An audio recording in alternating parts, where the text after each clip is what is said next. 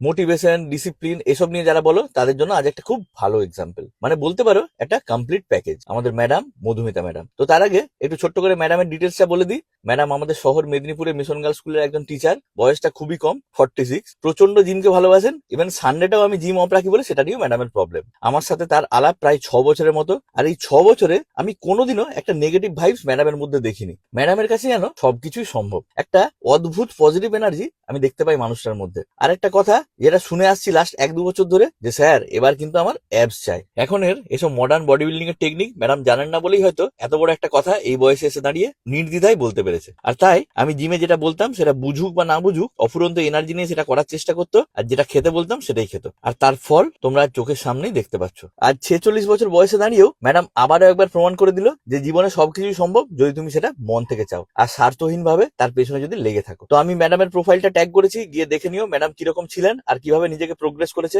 সত্যি এরকম কিছু মানুষকে আমি আমার জিমে পেয়ে আমার প্রফেশন নিয়ে যারা কথা বলে তাদেরকে জবাব দেওয়ার সুযোগ পাই। আর আমি জানি মধুমিতা ম্যাডামের মতো এরকম অনেক মুখী হয়তো আজ ক্যামেরার আড়ালে আছে, কিন্তু যাদের লক্ষ্যটা সেম। তো তাদের বলি আমি সবসময় তোমাদের সাথে আছি। কে বলতে পারে এর নেক্সট ভিডিওটা তোমার সাথেই হবে। তো যাই হোক, ম্যাডামের ট্রান্সফরমেশনে আমরা সবাই ভীষণ খুশি। তো যারা যারা চেনো, সে জিমের মেম্বার হোক বা পরিচিত সবাই, তারা অবশ্যই ভিডিওটা বেশি করে শেয়ার করো। পারলে একদিনের জন্য স্টোরিতে দিও, কিন্তু হ্যাশট্যাগটা অবশ্যই দিও, age is just a number.